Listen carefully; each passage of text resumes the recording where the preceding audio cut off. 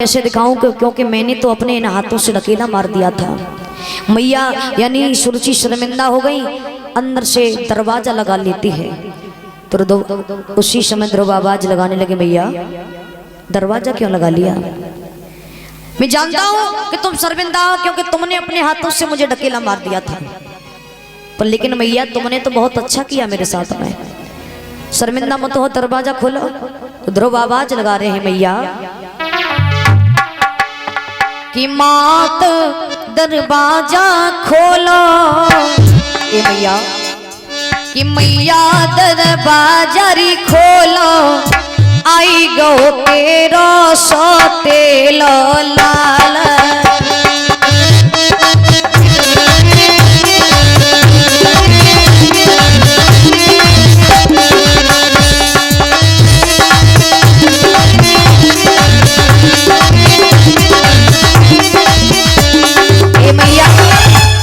खोलो मैया, माती दरवाजरी खोलो, आई गो तेरो सोतेलो लाल।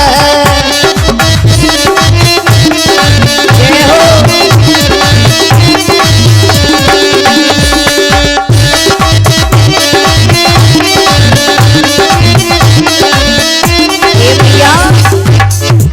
कबहू तिनी भजनो नाई कीनो,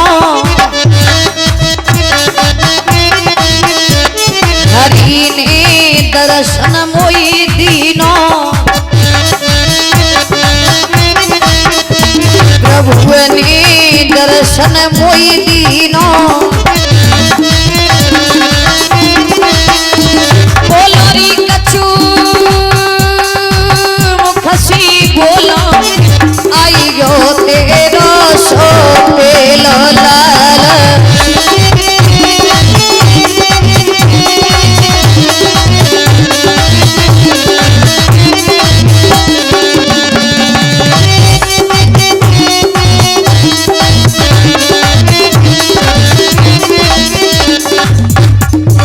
माती दरवाजरी खोलो, आई गो तेरो सोतेलो लाल।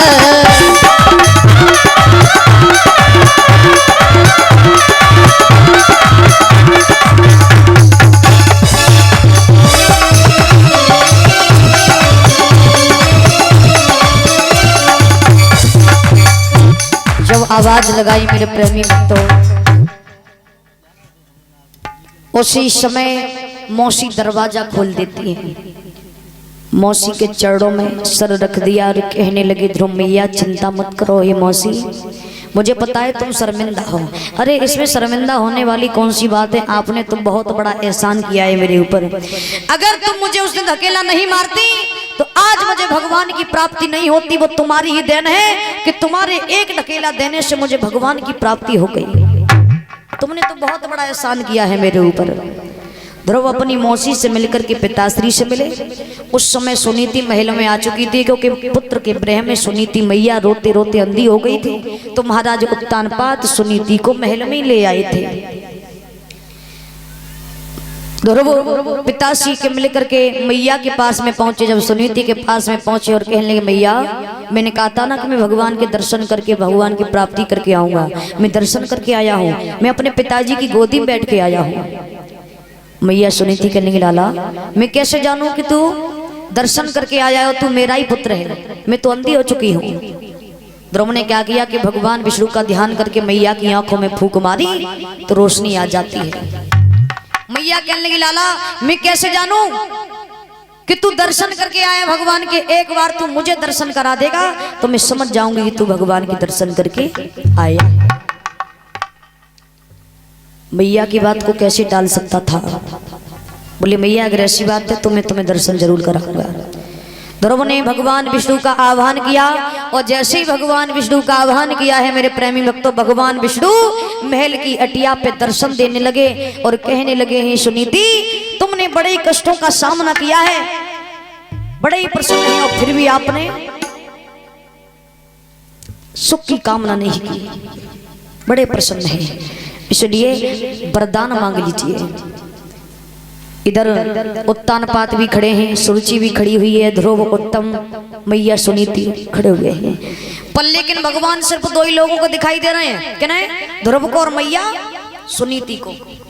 महाराज उत्तान पाठ टकटकी लगा के देख रहे हैं, सुरुचि भी टकटकी लगा के देख रही है कि आवाजें कहाँ से आ रही हैं, भगवान दिखाई नहीं दे रहे हैं। अब भगवान का हर एक प्राणी को थोड़ी नहीं दिखाई दे जाएंगे। अरे जिसकी चुनरिया पाप से मैली हो तो क्या भगवान उसे दिखाई दे सकते हैं? जिसने अपने जीवन में भगवान का नाम लेना नहीं जाना हो, क्या भगवान उसे दिखाई दे सकते हैं? नहीं दे सकते हैं। सिर्फ आवाजें सुनाई दे रही हैं। भगवान दो ही लोगों को दिखाई दे रहे हैं, ध्रुव को, मैया सुनीति को। जब कहा कि आप वरदान मांग लो, हम बड़े प्रसन्न हैं, तो मैया सुनीति समझा के बोली है, प्रभु मुझे वरदान कुछ नहीं कहिए, क्योंकि मेरे सारे वरदान तुम्हारे दर्शन पाते ही पूर्ण हो गए। अगर आप वरदान देना ही चाहते हो तो सिर्फ हमें एक वरदान दो। क्या? तो मैया क्या वरदान मांग रही है? देखिए, आज की माता बहना होती ना तो सिर्फ यही कहती है कि कछुने प्रभु जी हमारी सोते हैं ना, जाके नाक काट लो। और वो मैया क्या वरदान मांग रही है? जबकि सुरुचि ने इतने कष्ट दिए सुनीति को, फिर भी क्या वरदान